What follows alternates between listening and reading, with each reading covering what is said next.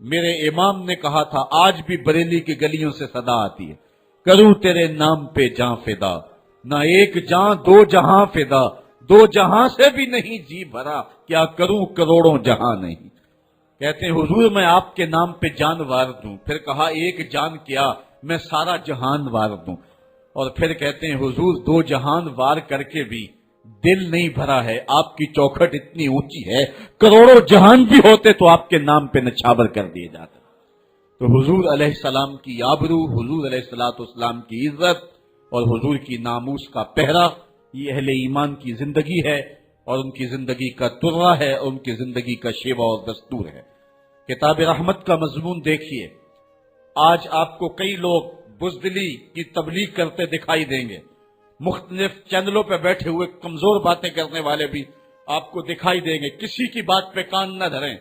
آئیے دیکھیے قرآن کیا کہتا ہے، ان الذین یؤذون اللہ ورسولہ لعنہم اللہ فی الدنیا والآخرہ، وہ لوگ جو اللہ اور اس کے رسول کو اذیت دیتے ہیں ان پر دنیا میں بھی لعنت ہے اور آخرت میں بھی لعنت، وَأَعَدَّ لَهُمْ عَذَابًا مُهِينًا، اللہ تعالیٰ فرماتا ہے ان کے لیے اللہ نے دردناک رسوا کر دینے والا عذاب تیار کر رکھا ہے۔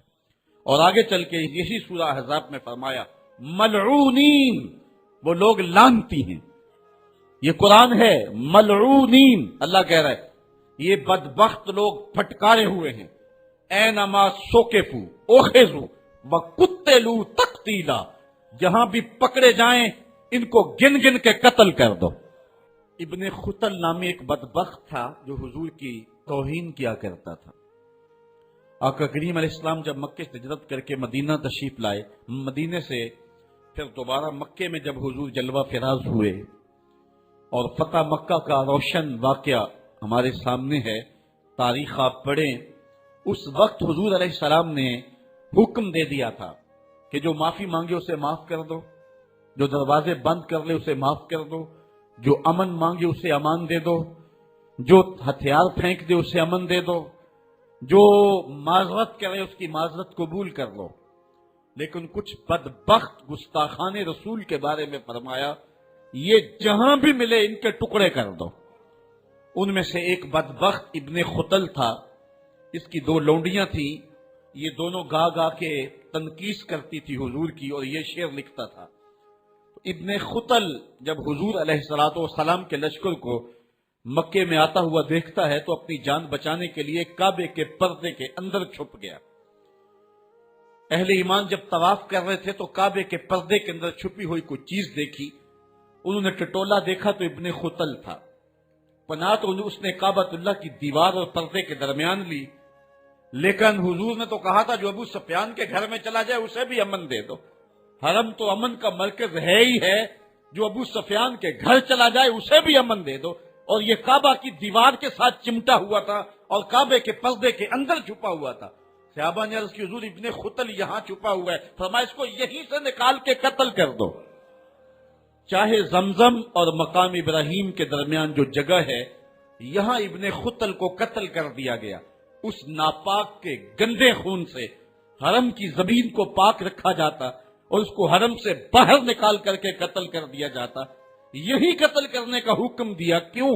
زمانے کو بتلانا مقصود تھا کہ حضور کا گستاخ چند سانسیں بھی زندہ رہنے کا حق نہیں رکھتا ہے، اس کو وہی قتل کر دو۔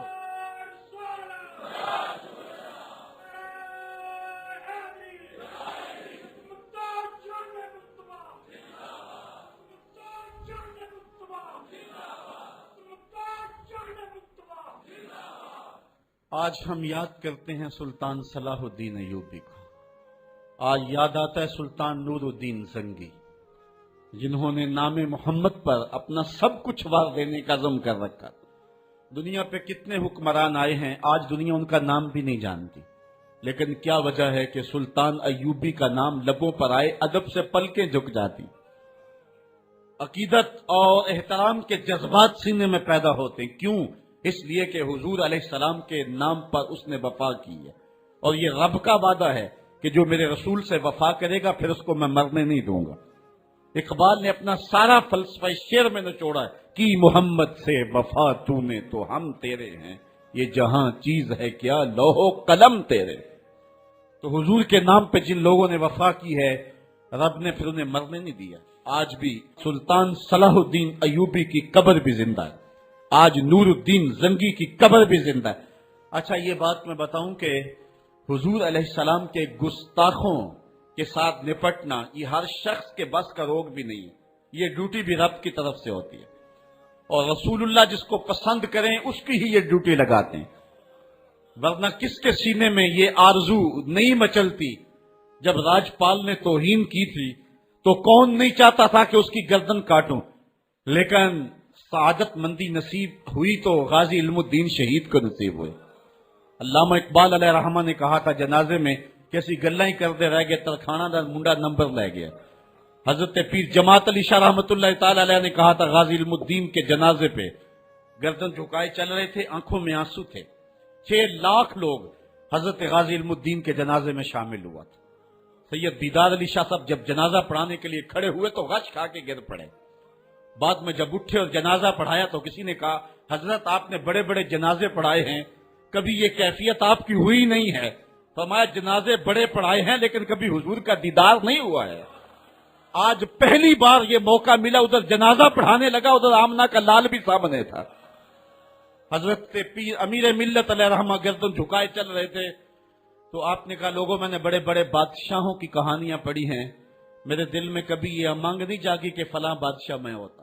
جو فقیر ہوتا ہے وہ خود ہی شہنشاہ ہوتا ہے، اس لیے اس کے دل میں یہ آرزو کیوں پیدا ہو کہ وہ بادشاہ ہو، وہ خود ہی شہنشاہ ہوتا ہے۔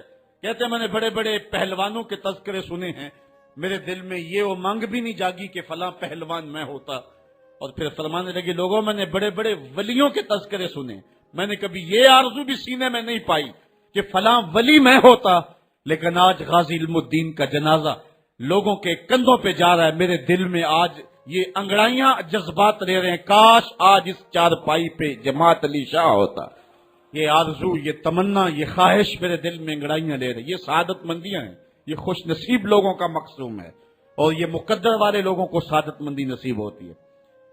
یہ یہودی یہ شروع سے پیغمبر حسن و جمال حضور علیہ السلام کی توہین و تنقیص کو شعار زندگی رکھتے ہیں۔ تو ایک زمانے میں انہوں نے سازش کی اور آقا کریم کے روضہ اطہر سے حضور کے جسد اطہر کو چرانے کی سازش کی، اور جس کی حفاظت میرا رب کرے کون اس محبوب کا بال بھی کا کر سکتا ہے۔ یہ جو کچھ ہو رہا ہے یہ ہمارا امتحان ہے، ورنہ جس کے سر پہ وارا فانا لاکا ذکر کا تاج میرے رب نے رکھا ہے، بھلا اس کی شان کو کوئی گھٹا سکتا ہے؟ جدا ذکر خدا بلند کرے کیڑا جمعہ حسن و بند کرے، اس ذکر دا حافظ آپ خدا پڑھو لا الہ، خود اللہ حفاظت کرنے والا ہے ذکر کی۔ یہ تاج رب نے محبوب کے سر پہ رکھا ہوا ہے، اس لیے چاند کی طرف منہ کر کے تھوکنے سے چاند کی نوری کرنوں کو میلا نہیں کیا جا سکتا۔ تھوکنے والے کا اپنا منہ گندا ہوگا، لیکن چاند کل بھی روشن تھا، چاند آج بھی روشن رہے گا۔ مدینے والے چاند کی عظمتوں کو کوئی گہنا سکتا ہی نہیں ہے، کیونکہ جس کے سر پہ وارا فانا لکا ذکر کی چادر میرے رب نے تان دی ہے، اس کی عظمتوں کو کوئی گھٹا سکتا ہی نہیں ہے۔ یہ امتحان ہمارا ہے، یہ آزمائش ہماری ہے۔ اللہ اکبر۔ تو میں نے کہا کہ یہ سعادت مند لوگوں کا مقصوم ہوتا ہے۔ تو زمانے میں کچھ بد نصیب یہودیوں نے یہ سازش کی کہ حضور کے جسد اطہر کو روضہ انور سے نکال لیا جائے، اور پھر باقاعدہ انہوں نے 2 اشخاص کو وظائف پڑھا کر کے، داڑیاں رکھوا کر کے، جبہ و دستار پہنا کر کے مدینے میں بھیجا، صوفیاء کے، نیکوکاروں کے، علماء کے، زاہدین کے روپ میں، اور انہوں نے وہاں ایک جگہ کرائے پہ لے لی اور اپنی کارروائی کا آغاز کر دیا۔ وہ اپنے کمرے کے اندر سرنگ کھودتے اور روزانہ مٹی نکالتے، اور رات کے اندھیرے میں بقی کے قبرستان میں قبروں کے اوپر مٹی ڈال کے آ جاتے، اور سارا دن تسبیح لیے اللہ اللہ کرتے رہتے۔ لوگ کہتے کہ یہ تو بڑے صالح لوگ ہیں، اور پھر لوگوں کو خیرات بھی کرتے، لیکن کاروائیاں اور انداز یہ تھا، لباس خضر میں رہزنی کر رہے تھے، اور یہ ڈاکو اور یہ رہزن لٹیرے ایک بہت خطرناک مہم پہ آئے ہوئے تھے۔ جب وہ بالکل قریب پہنچ گئے، اور ایک روایت میں آتا ہے کہ حضرت عمر کے پاؤں کا انگوٹھا بھی ننگا ہو گیا، حضور علیہ السلام سلطان نور الدین زنگی کو خواب میں ملے، اور ان کی شکلیں دکھائی کہ یہ دو موذی مجھ کو تکلیف دے رہے ہیں، تو سلطان فوراً اٹھا اور کہا مدینے میں کوئی غیر معمولی واقعہ ظہور پذیر ہوا ہے، اور اس نے جلدی سے کچھ سواروں کو اپنے ساتھ لیا اور کچھ خزانہ ساتھ لیا، اور فوجوں کو حکم دیا کہ وہ تیار ہو کر کے جلدی میرے پیچھے آئیں۔ مدینے میں پہنچ کر کے اس نے دعوت عام کر دی اور لوگوں کو کہا کہ آؤ میرے دسترخوان نعمت سے کھاؤ، اور لوگوں کو خیرات کرنے لگا۔ سارا مدینہ اس کے پاس آیا، لیکن جو شکلیں اس نے دیکھی تھی اس کو وہ نظر نہ آئی۔ وہ بار بار پوچھتا تھا کوئی رہ تو نہیں گیا؟ لوگوں نے کہا کہ نہیں، سارے جو ہیں وہ آپ سے خیرات لے گئے ہیں۔ ہاں، دو شخص ایسے ہیں کہ جو بہت بڑے سخی ہیں، ان کو تو ضرورت ہی نہیں آپ کی دہلیز پہ آنے کی۔ بادشاہ نے کہا مجھے دکھاؤ وہ کون ہے۔ بادشاہ کو شک گزرا یہ وہی تھے۔ جب سامنے آئے تو بادشاہ نے فوراً پہچان لیا، کہا کہ میں تمہارے ڈیرے پہ جہاں تم رہتے ہو وہاں جانا چاہتا ہوں۔ بادشاہ تفتیش کرنا چاہتا تھا، جب دیکھا تو تسبیحیں لٹکی ہیں، مسلح بچھے ہوئے، قالین بچھے ہوئے ہیں، تو بادشاہ مسلح اٹھایا، قالین اٹھایا تو نیچے پھٹا تھا، جب پھٹا اٹھایا تو نیچے سرنگ تھی۔ پھر بادشاہ نے ان کو جانوروں کے پیچھے بندھوا کر کے چروا دیا۔ اور میں نے تاریخ میں پڑھا سلطان نور الدین زنگی مدینے کی گلیوں میں پھر اس کے بعد روتا پھرتا تھا، اور اس کی آنکھوں میں آنسو تھے، اور کہتا تھا یا رسول اللہ تمہاری مہربانی کہ یہ ڈیوٹی میرے ذمہ لگائی ہے، ورنہ کائنات بھری پڑی تھی، یہ سعادت مندی میرا مقدر کہ اس نوکری کے لیے مجھے منتخب کیا ہے۔ اور پھر اس نے روضہ رسول کے ارد گرد جو ہے جہاں تک پانی آتا ہے وہاں تک جو ہے اس نے جو ہے زمین کھدوائی اور سیسا پگھلا کے اس کے اندر ڈال دیا کہ دوبارہ قیامت تک کوئی موذی اس کی جرأت نہ کر سکے۔ تو روضہ رسول کے ارد گرد وہ سیسا پلائی ہوئی دیوار ہے جس کو کھودا نہیں جا سکتا۔ یہ سلطان نور الدین زنگی کی زندگی کا یہ انوکھا باب ہے۔ آئیے اب سلطان صلاح الدین ایوبی کی کہانی بھی سنتے۔ یہ اسلام کا مجاہد اعظم، یہ حلال اور صلیب کی جنگوں کا ہیرو، اور جس پہ امت اسلامیہ کو آج بھی ناز ہے، اور آج صدیاں گزرنے کے بعد یہ سینوں میں دل کی طرح دھڑکتا ہے۔ سلطان ایوبی کا نام آج بھی دلوں پہ نقش ہے، اور اس کا نام سن کے مردہ جانوں کے اندر بھی زندگی کی حرارت پیدا ہو جاتی ہے۔ اس کے زمانے میں ریجینالڈ بدبخت ایک انگلستان کے شہزادے نے حاجیوں کے قافلے کو روک لیا اور ان کا سامان لوٹ لیا۔ انہوں نے کہا ہم حج پہ جا رہے ہیں، تو نے ہمارا سامان لوٹ لیا، ہمیں جانے دے۔ تو اس نے دریدہ دہنی کرتے ہوئے کہا بلاؤ اپنے نبی محمد کو جو تمہاری جان چھڑائے۔ بس سلطان صلاح الدین ایوبی تک یہ بات پہنچی تو میں نے تاریخ میں پڑھا کہ وہ دانت پیستا تھا، اس کی آنکھوں میں خون اتر آیا، اور اس میں کھڑے کھڑے قسم کھائی کہ جب تک اس ظالم کو کیفر کردار تک نہیں پہنچاؤں گا چین کی نیند نہیں سوؤں گا۔ پھر پونے 2 سال کا عرصہ آپ سلطان صلاح الدین ایوبی کی زندگی دیکھ کے جنگی مہموں کو ترتیب دیتا رہا، دن رات اس نے ایک کر دی، نیند قریب نہ آنے دی۔ جب نیند بہت زیادہ تنگ کر دی تو پھر وہ خیمے کی چوب کے ساتھ ٹیک لگا کے کھڑے ہو کر کے اپنی آنکھوں کی آگ بجھا لیتا، اور پونے 2 سال کا عرصہ اس نے چارپائی پہ لیٹ کے نہیں دیکھا۔ پھر وہ لمحے آئے کہ اللہ نے اس کی مراد پوری کی۔ انگلستان کے شہزادے لائن میں کھڑے تھے، اس نے شاہ گاما کو اپنی کرسی دی اور ساتھ کہا ہم جس کو کرسی دیتے اسے امان دیتے ہیں۔ پھر اس نے اس کے جو نائٹس تھے ان کو آب خورے دیے، ان میں پانی دیا، کہا جس کو ہم پانی دیتے ہیں اس کو امان دیتے ہیں۔ پھر جب ریجینالڈ کی باری آئی تو بادشاہ کی رگیں پھول گئی غصے سے، اس نے تلوار نیام سے باہر نکالی اور اس کی چھاتی پہ چڑھ کے اس کی گردن پہ تلوار رکھ کے اس کے ٹکڑے کرتے ہوئے کہا او کتے، تم نے کہا تھا بلاؤ اپنے نبی محمد کو، محمد عربی نے اپنا نوکر بھیج دیا ہے۔ اور اس طرح اس ریجینالڈ کتے کے 2 ٹکڑے کر کے رکھ دیے۔ یہ ہماری تاریخ ہے، یہ اور روشن تاریخ ہے۔ ہمارے اسلاف، ہمارے بزرگ، اس دور کے شہنشاہ، اس دور کے بادشاہ اتنی جرأت اور اتنی عظیمت رکھا کرتے تھے، اور آج ہماری کمزوریاں نے دشمنوں کو دلیر کر دیے۔ کبھی ایسا بھی اندھیر آیا تھا کہ سرعام یوں توہین اور تنقیص ہوتی ہو پیغمبر حسن اور پیغمبر جمال کی، اور پھر 1 ارب 40 کروڑ انسان دنیا کے اوپر بستے ہوں۔ یہ بھی زمانے نے دن دیکھنے تھے تو امت مسلمہ کی موت واقع ہو جائے اگر حضور علیہ السلام کی توہین باقی رہتی ہے۔ اس لیے امت کو پوری قوت کے ساتھ کھڑا ہونا ہے اور اپنے نبی علیہ السلام کی توہین کا بدلہ لینا ہے، اور یہ ممکن نہیں ہے جب تک جو ہے وہ ہم پوری دنیا کے اوپر غالب نہ ہوں۔ اللہ تعالیٰ امت کو وہ دن نصیب فرمائے کہ امت کا غلبہ اللہ تعالیٰ نصیب فرمائے۔ اس وقت ہمارا المیہ یہ ہے کہ ہمارے پاس عالمی لیڈر کوئی نہیں ہے، عوام کے جذبے یقیناً دیکھنے کے۔ سیریا کے بچوں کو میں نے دیکھا کہ وہ چھوٹے چھوٹے بچے، انہوں نے ہاتھوں میں کتبہ پکڑا ہوا ہے، اور میں اس منظر کو دیکھ کر کے کتنی دیر تک سکتے میں رہا۔ اس کے اوپر لکھا ہوا تھا اقتلونا ولا تسبوا لنبینا، ہمارے ٹکڑے کر دو لیکن ہمارے نبی کو گالی نہ دو۔ ان بچوں کے درد کی کہانی کلیجے چیر رہی تھی۔ یہ محبتوں کا عالم، وہ اقبال نے کہا تھا چمن میں رخت گل شبنم سے تر ہے، چمن میں رخت گل شبنم سے تر ہے، سمن ہے سبزہ ہے باد سحر ہے، مگر ہنگامہ ہو سکتا نہیں گرم، یہاں کا لالا بے سوزے جگر ہے۔ اس وقت امت بے امام ہے، امت کے پاس جو ہے وہ کوئی ایسا شخص نہیں ہے جو امت کی رہنمائی کرے۔ ملک بھی خالی ہیں اور عالمی لیول پہ بھی ہم کسی امام سے محروم ہیں۔ اللہ نے وہ دن نصیب کرنے ہیں، ہم صفے سیدھی کریں، بس ہمارا کام اتنا ہے۔ صفے سیدھی کریں گے تو امام بھی اللہ بھیج ہی دے گا، اور وہ وقت آئے گا کہ اس کے جھنڈے نیچے ہم کھڑے ہوں گے۔ اور ہم نے تاریخ میں پڑھا ہے، کتب صحاح میں موجود ہے، بخاری اور باقی کتابیں اٹھائیں، ہمیں اس وقت کی بشارت دی گئی ہے کہ جب اساکر اسلام ترتیب پائیں گے اور پھر امام بھی آ جائے گا، اور پھر امت مسلمہ وہ بانک پن پائے گی کہ صحیح حدیث میں آتا ہے کہ اگر کوئی یہودی کسی پتھر کے پیچھے یا درخت کے پیچھے چھپ کر کے پناہ مانگنا چاہے گا تو وہ پتھر مسلمانوں مجاہدوں کو بول کر کے کہے گا ادھر آ، یہ ظالم میرے پیچھے چھپا ہوا ہے۔ وہ دن بھی اللہ تعالیٰ نے ہمیں دکھانے ہیں، اور پوری امت کے اوپر جھنڈا جھولے گا تو آمنہ کے لال کا ہی جھولے گا انشاءاللہ۔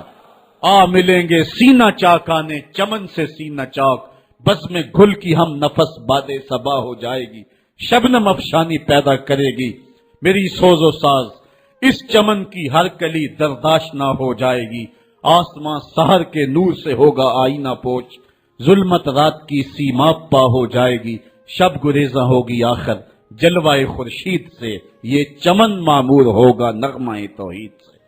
وہ وقت انشاءاللہ آنے والا ہے، بس ہمارا کام صفیں سیدھی کرنی ہے اور صفوں کو ترتیب دینا ہے، اپنے جذبوں کو مرنے نہیں دینا ہے، اور یہ جذبے اپنی نسلوں میں بھی منتقل کرنے ہیں، اور اپنی نسلوں کو بٹھا کر کے حضور کی عظمت کی کہانی پڑھا کے جانا ہے ہم نے۔ میں نے سیریا کے ان بچوں کو دیکھا تو میں اپنے بچوں کو بٹھا لیا، میں نے کہا بیٹے پوری دنیا کے اوپر حضور کی ناموس پہ حملہ ہے، بتاؤ ہم کیا کریں گے؟ تو میرا 5 سال کا بچہ ہے، مجھے حمزہ کہنے لگا کہ ابو یہ جو تلوار آپ نے لٹکا کے رکھی ہے بیٹھک میں، اس کے میں پیچ خود کھول سکتا ہوں، اور یہ میرے ہاتھ میں دے، ان ظالموں کو میں کاٹوں گا۔ میں نے کہا بیٹے مجھے یہی تجھ سے توقع تھی، اس لیے کہ تیرے جسم کے اندر خواجہ دین محمد مصطفی کی غیرت کا خون دوڑ رہا ہے، اور انشاءاللہ یہ ہماری نسلیں اٹھیں گی اور اسلام کے غلبے کا خواب ہم شرمندہ تعبیر کریں گے انشاءاللہ۔ تو اپنے بچوں کو بٹھائیں اور ان کو بتائیں اور ان کو حب رسول کے جام پلائیں اور ان کے اندر محبت رسول انڈھیل دیں اور ان کے سینے کے اندر یہ حرارت پیدا کر دیں، اور وہ امت کے لیے اور نام محمد کے لیے ہر قربانی دینے کے لیے آمادہ ہو جائیں۔ انشاءاللہ وہ وقت دور نہیں ہے جب پوری دنیا کے اوپر اسلام کا جھنڈا جھولتا ہوا نظر آئے گا۔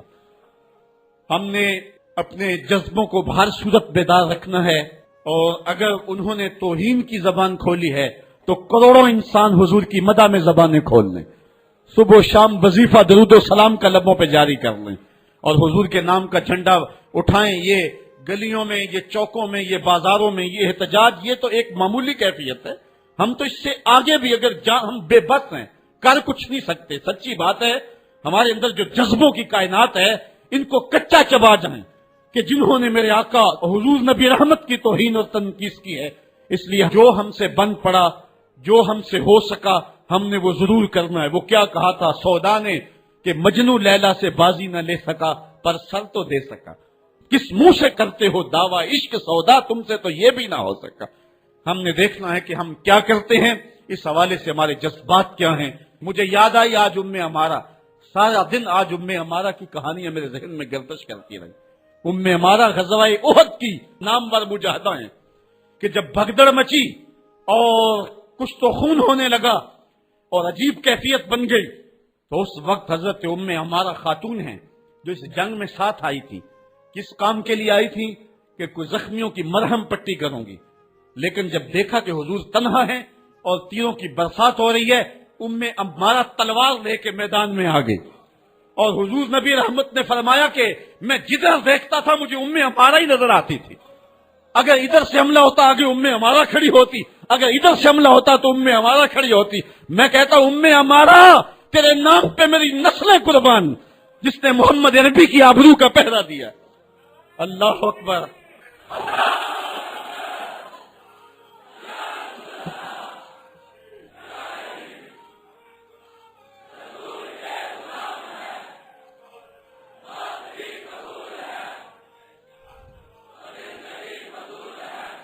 تمہارے جذبے سچے ہیں انشاءاللہ، شاید مغرب کو بھول ہو گئی ہے۔ یہاں ایک ایک بچہ غازی علم الدین ہے، ایک ایک بچہ عمر چیمہ ہے۔ یہ سعادت مندیوں کا سفر ہے، یہ مغرب کو بھول ہو گئی ہے۔ اس نے کس قوم کو چھیڑا ہے؟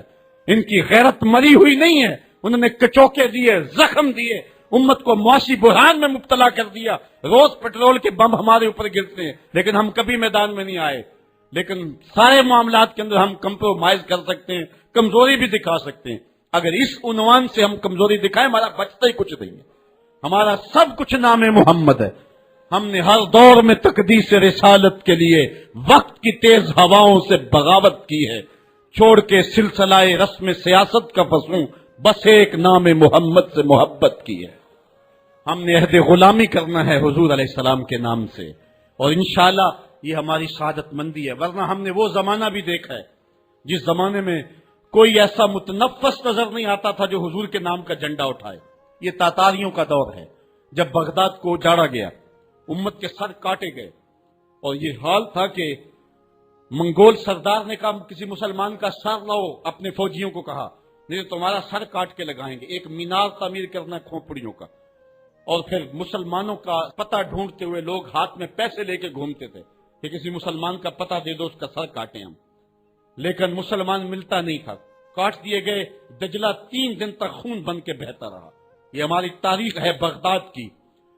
اور پھر دجلہ کا بند توڑ دیا گیا، جو لوگ تہ خانوں میں چھپے تھے 1.25 لاکھ لاشیں ہم نے وہاں سے پھر نکالی۔ پھر وہ لمحے آئے کہ کوئی ایسا متنفس نظر نہیں آتا تھا جس کے ہاتھ میں اسلام کا جھنڈا ہو۔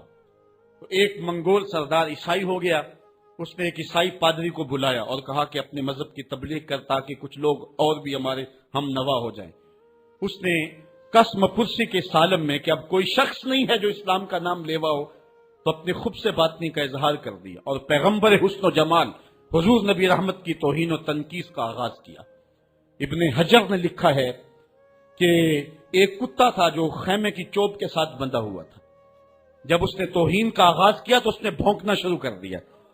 لوگوں نے کہا کہ یہ کتا تیری اس توہین کی وجہ سے بھونک رہا ہے۔ اس نے کہا نہیں ایسی کوئی بات نہیں، یہ کتا نسلی کتا ہے۔ واقعی وہ نسلی تھا، اور میرا ہاتھ کا اشارہ پا کے غیرت میں آ گیا ہے، کوئی ایسی بات نہیں ہے۔ اس نے پھر توہین کا آغاز کر دیا۔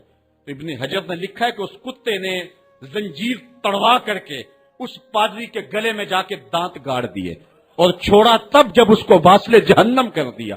اس منظر کو دیکھ کے 70,000 اس فوج کے سپاہی اسلام کے دامن میں آ گئے۔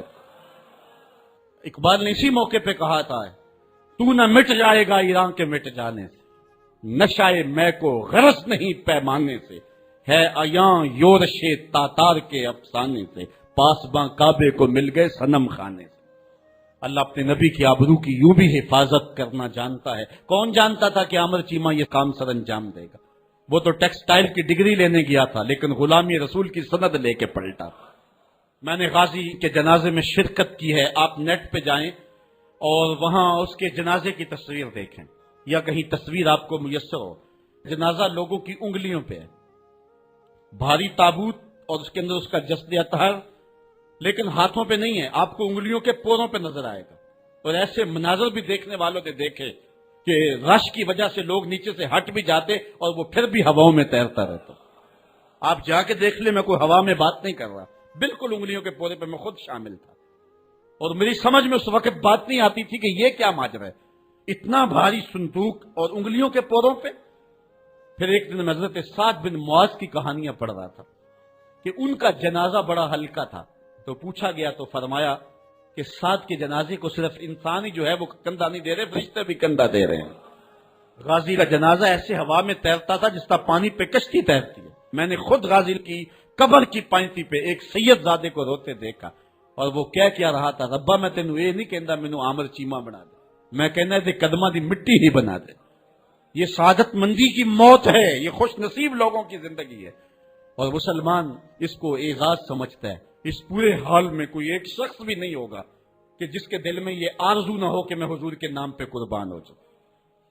ایک ایک شخص کے سینے کے اندر، میں سمجھتا ہوں میرا ہی سینہ، لیکن نہیں، ہر شخص کا سینہ یہی ہے، اور ہر شخص کے اندر کے جذبات یہ، یار یہ دھڑا کیا ہے زندگی میں حضور کے بغیر؟